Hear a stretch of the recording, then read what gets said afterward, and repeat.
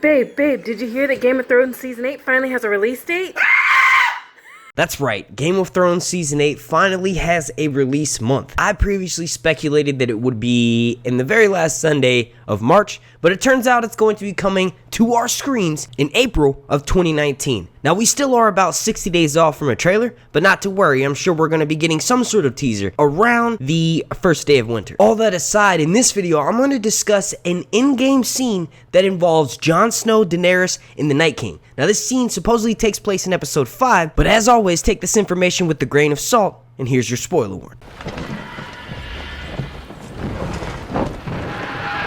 Before we get started, please slap a like on this video as the like goal is going to be 427. Also, make sure you're subscribed, and then, most important part, make sure you have your notifications turned on so that way you get alerted every single time I drop a Game of Thrones video throughout this long nights. Okay, so before we actually jump into these spoilers here, you can go ahead and skip ahead about 2 minutes if you don't want to know this information, but we do have an AMA that David Nutter did over on the Game of Thrones Reddit, and then we also have some information about several montage clips that they release in order to build the hype for Season 8. So last season, the hashtag that they went along with for the Game of Thrones Season 7 promos, the ones that I can remember anyway, were Winter is Here and then The Long Walk. So that theme that went along with those is that they finally showed a lot of the characters in costume, showed us that winter is falling, and most importantly, winter is here. So this year, or this season rather, they decided to go with For the Throne. Now these set of teaser, promo, whatever the hell you want to call them, they follow the theme of setting it up to make the ending of Game of Thrones Season 8 make it seem like it's all been for the Iron Throne.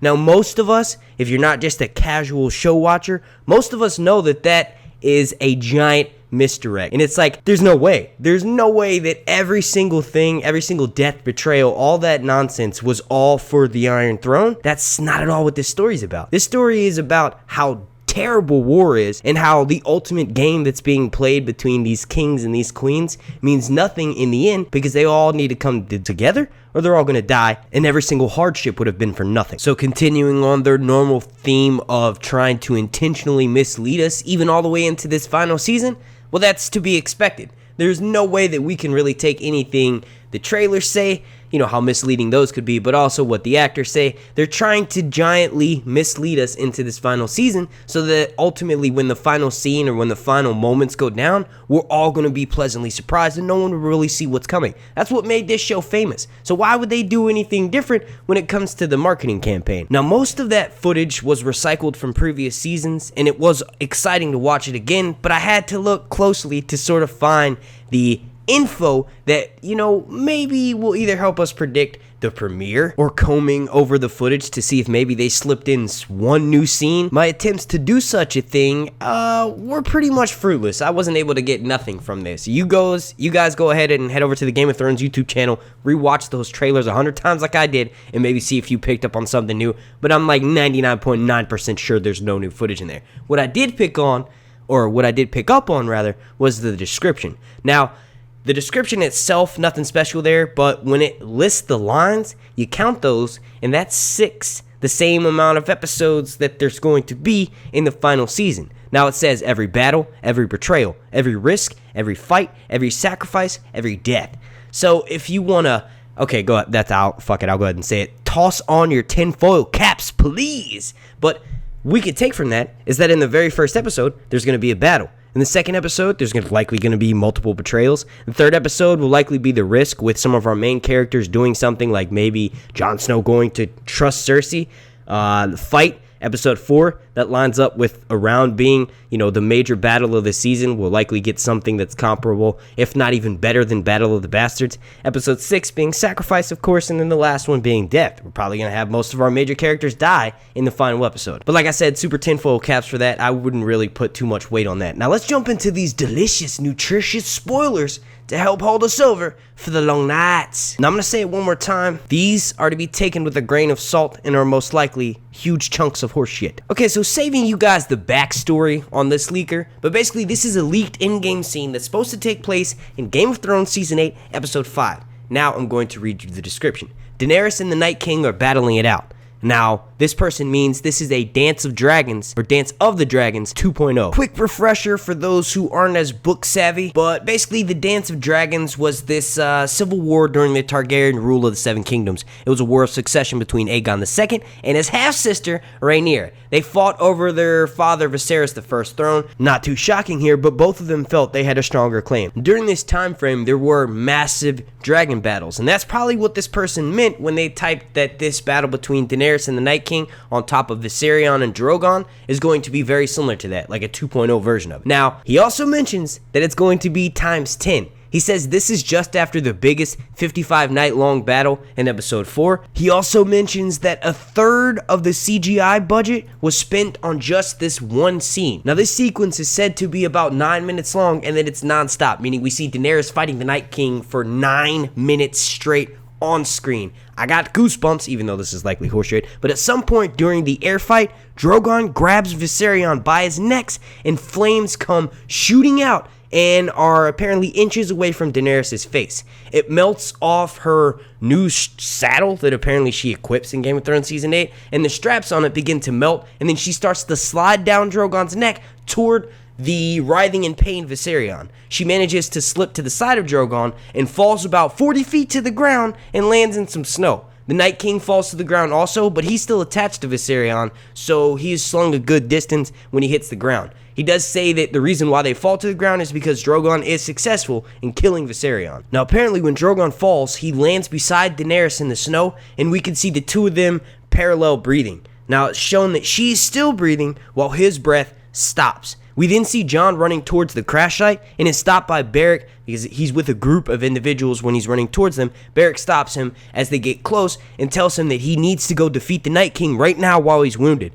Obviously, Jon protests this, and Beric tells him that he will do all he can to save Daenerys. Jon hesitates, but then Daenerys yells out for him to go now and hurry. Just as Jon Snow runs away, Daenerys takes her last breath. Beric rushes to her side, says a prayer, and gives her the kiss of life while he dies during the process. It then cuts to Jon Snow fighting off and killing White Walkers in order to get close to the Night King. The duel rivals the Tower of Joy scene. He mentions shout out to Sir Arthur Dayne because Jon Snow is wielding 2 blades. Apparently he's not sure what the new blade is, but he does mention that Jon Snow has a longer version of Longclaw. Okay, Jon ends up winning the duel, and just as he takes the final blow against the Night King, a wave of energy levels the entire battlefield, taking every single reanimated creature in Westeros with it. Jon suddenly drops to the floor and the episode cuts to black. It's not really known at that point if Beric was successful in reviving Daenerys, but if there was a giant wave that just went around and killed everything that's reanimated, if Daenerys got reanimated at that same time and got killed, this means that Jon and Daenerys both die by the end of episode 5. Now, obviously, like I mentioned at the beginning of this, take those leaks with a grain of salt because they're likely nonsense. One thing I will say, though, is that I've covered a massive amount of leaks on this channel, and one reoccurring theme that 90% of them seem to have is that there's going to be some sort of misdirection in Game of Thrones Season 8, meaning we think a character is dead, but secretly they're alive. Now, there was a leak that mentioned how it was Sansa, and that really what we see is Alice Karstark dead on the ground with her head turned, and we just see the red hair and just assume that it's Sansa, but later it's shown that Sansa's actually alive. So that's been in the leaks for almost a year now, so it would not shock me if there is in fact some sort of misdirect in a major character dying next season. Then one last thing, obviously you guys let me know your thoughts on that leak down below in the comment section, but one last thing I sort of just want to run through real quick is David Nutter, one of the most amazing directors to ever step foot on Game of Thrones. He's responsible for episodes such as The Red Wedding and Mother's Mercy. Now, The Red Wedding is probably the most famous episode of Game of Thrones. It was intense. Nearly every single Stark died. Oh my gosh, it was insane. Robb Stark and Catelyn. Shout out. Never got Lady Stoneheart. But anyway, in Mother's Mercy, this was the episode where I truly found out that when it comes to my favorite characters dying on Game of Thrones, I'm a complete bitch. I broke down. I was like, oh man, I cannot believe they just stabbed Jon fucking Snow. So anyway, this dude David Nutter is supposed to be directing multiple episodes next season, episode 1, 2, and then 4. And he mentions in his Reddit AMA that, you know, this is the first time he's really directed an opening episode of Game of Thrones, and he's super excited about it. I will say that it made me nervous as hell for every single episode that he's in, because he's most likely going to be handling a major character's death, if we want to play it safe here and we go all the way back to what I mentioned at the beginning of this video, which was every battle, every betrayal, every risk, every fight, every sacrifice, every death, each one of those things means something for that corresponding episode of Game of Thrones. Well, David Nutter directs the first one, which is a battle, then also the second and the fourth one, and then, that second line from the For the Throne promo was a betrayal, and then the fourth one was a fight. So we know that his episodes are going to be insane, but some of the crazy things that we learned while he was doing this AMA